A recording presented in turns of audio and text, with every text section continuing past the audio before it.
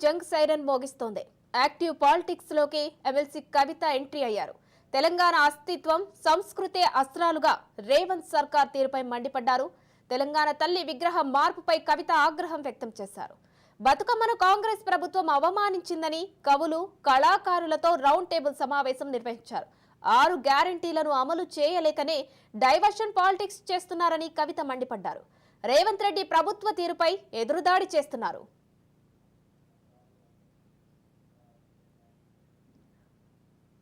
ఈ అంశంపై మరిన్ని డీటెయిల్స్ మా ప్రతినిధి రాజు లైవ్ లో అందిస్తారు. రాజు, మనం చూస్తున్నాము ఎప్పుడైతే లిక్కర్ స్కామ్ లో కవిత అరెస్ట్ అయ్యారో ఆ తర్వాత జైలు నుంచి విడుదలయ్యారో కాస్త స్తబ్దుగానే ఉన్నారు. పార్టీకి సంబంధించి కానీ అలాగే ఇతర పార్టీ కాంగ్రెస్ పార్టీకి సంబంధించి వ్యతిరేకతను మాట్లాడడంలో కానీ కాస్త స్తబ్దుగానే ఉన్నారు. ఎక్కడ నోరు మెదపలేదు, మాట్లాడలేదు. సో ఇప్పుడు యాక్టివ్ గా పాలిటిక్స్ లోకి మళ్ళీ రీ ఎంట్రీ లాగా ఇస్తున్నారు. సో ఇప్పుడు కాంగ్రెస్ ప్రభుత్వంపై విమర్శలు చేస్తున్నారు, వ్యతిరేకతను తీసుకొస్తున్నారు. సో దీనిపై డీటెయిల్స్ ఏంటి రాజు? ఉమా, ముఖ్యంగా తెలంగాణలో ఉన్నటువంటి కీలకమైన నేత బీఆర్ఎస్లో ఉన్నటువంటి ఎమ్మెల్సీ కల్వకుంట్ల కవిత కొన్ని రోజులుగా స్తబ్దుగా ఉన్నారు.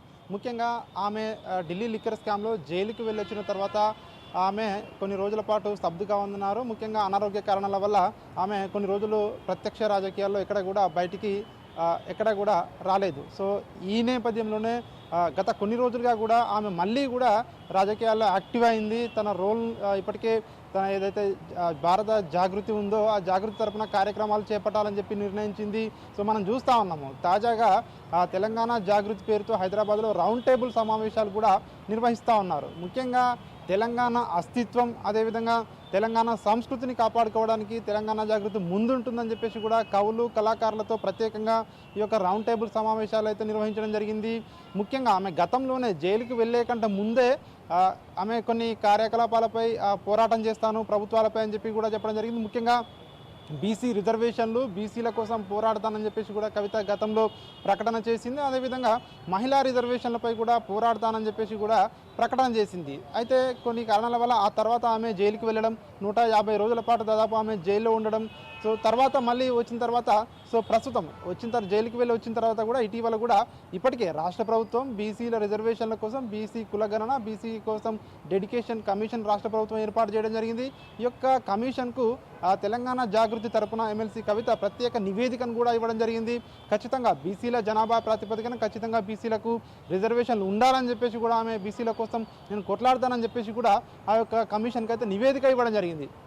మరొక వైపు ఇటీవల రాష్ట్ర ప్రభుత్వం తీసుకొచ్చినటువంటి తెలంగాణ తల్లి ఏదైతే విగ్రహం ఉందో ఈ విగ్రహం కూడా తెలంగాణ అస్తిత్వాన్ని, తెలంగాణ సంస్కృతిని కాలరాసే విధంగా ఉంది అని చెప్పేసి కూడా ఇప్పటికే బీఆర్ఎస్ పార్టీ కావచ్చు, ఇటు తెలంగాణ జాగృతి కావచ్చు ప్రభుత్వాన్ని అయితే విమర్శిస్తూ ఉన్నాయి. ఈ అవకాశాన్ని కూడా వినియోగించుకోవాలని చెప్పేసి కూడా తెలంగాణ జాగృతి తరపున ఎమ్మెల్సీ కవిత అయితే అభిప్రాయపడతా ఉన్నారు. ముఖ్యంగా దీనిపై ఖచ్చితంగా రాష్ట్ర ప్రభుత్వంపై పోరాటం చేయాలని చెప్పి అయితే ఇప్పటికైతే నిర్ణయం తీసుకోవడం జరిగింది. దీనికి సంబంధించి ఈరోజు హైదరాబాద్లో ముఖ్యంగా ఒక రౌండ్ టేబుల్ సమావేశాలను కూడా నిర్వహించడం జరిగింది. దీనికి కవులు, కళాకారులు, తెలంగాణ మేధావులు, ముఖ్య నాయకులను కూడా ఆమె ఇన్వైట్ చేయడం జరిగింది.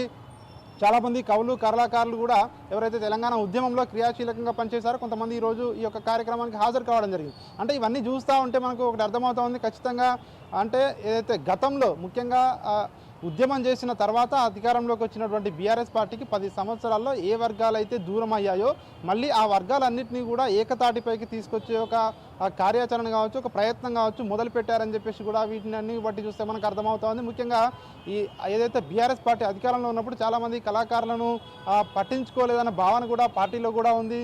సో కొంతమంది కళాకారులకి ఏదైతే ఉద్యోగాలు ఇచ్చి పెన్షన్లు ఇచ్చారో మిగతా వాళ్ళని పట్టించుకోలేదనే భావన ఉంది. అదేవిధంగా ప్రస్తుతం ఇప్పుడు కాంగ్రెస్ కొంతమంది నేతలు ఏవైతే చేస్తూ ఉన్నారో తెలంగాణ పండుగల విషయంలో ముఖ్యంగా బతుకమ్మ పండుగపై కూడా తెలంగాణ జాగృతి ఇది అందివచ్చిన అవకాశంగా కూడా భావిస్తూ ఉంది.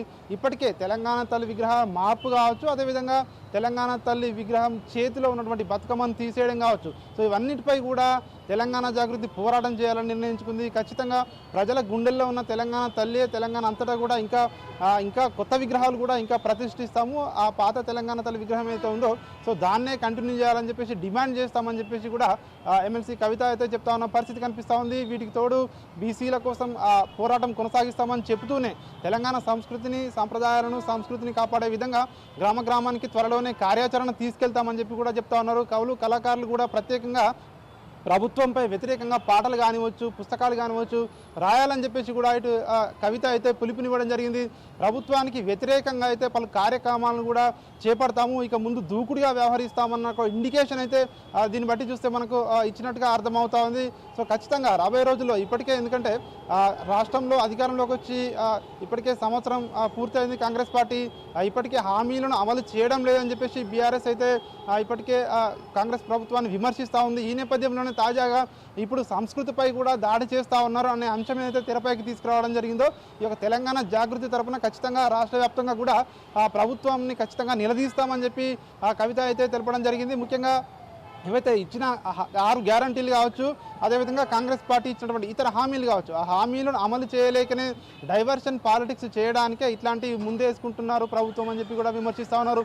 ఇటీవల గతంలో ఏదైతే హైడ్రా తీసుకొచ్చారో హైడ్రా విషయం కావచ్చు, అదేవిధంగా తెలంగాణ గీతం కావచ్చు, ఇవన్నీ కూడా ప్రజల దృష్టిని మరల్చడానికే అని చెప్పేసి కూడా ఆమె విమర్శిస్తున్న పరిస్థితి కనిపిస్తూ ఉంది. మొత్తానికి అంటే ఇక నుంచి ఖచ్చితంగా మేము ప్రజల్లోకి వెళ్తాము, ఖచ్చితంగా ప్రజలకు కాంగ్రెస్ పార్టీ మోసాన్ని వివరిస్తాము అని చెప్పి కూడా చెప్తా ఉన్నారు. ఖచ్చితంగా తెలంగాణ సంస్కృతిని కాపాడుకునేందుకు పోరాటం చేసేది బీఆర్ఎస్ఏ, ముఖ్యంగా తెలంగాణ జాగృతి అని చెప్పేసి కూడా ఆమె అయితే మరోసారి అయితే స్పష్టం చేసింది. సో దీన్ని బట్టి చూస్తే ఖచ్చితంగా ఆమె ఇంకా కూడా ప్రజల్లోకి ఖచ్చితంగా ఇంకా క్రియాశీలకంగా వెళ్తుంది, ఇక సైలెన్స్కు బ్రేక్ అయిందని చెప్పేసి కూడా దీన్ని బట్టి కూడా మనమైతే అర్థం చేసుకోవచ్చు. ముఖ్యంగా ఇప్పటికీ మరొక వైపు ప్రభుత్వం అయితే తెలంగాణ జాగృతి కావచ్చు, బీఆర్ఎస్ పార్టీపై కావచ్చు ఇప్పటికే విమర్శలు చేస్తూ ఉంది. ఏదైతే వాళ్ళకు మరోసారి తెలంగాణలో సెంటిమెంటును దాన్ని అస్త్రంగా చేసుకుని సో అంటే రాజకీయం చేయాలనుకుంటున్నారు. ఖచ్చితంగా కాంగ్రెస్ ప్రభుత్వం దాన్ని ఖచ్చితంగా తిప్పికొడతాము, ప్రజలకు ఖచ్చితంగా హామీలు అమలు చేస్తామని చెప్పి అయితే వాళ్ళైతే ప్రభుత్వం అయితే స్పష్టం చేస్తున్న పరిస్థితి కనిపిస్తూ ఉంది. Right, thank you Raju.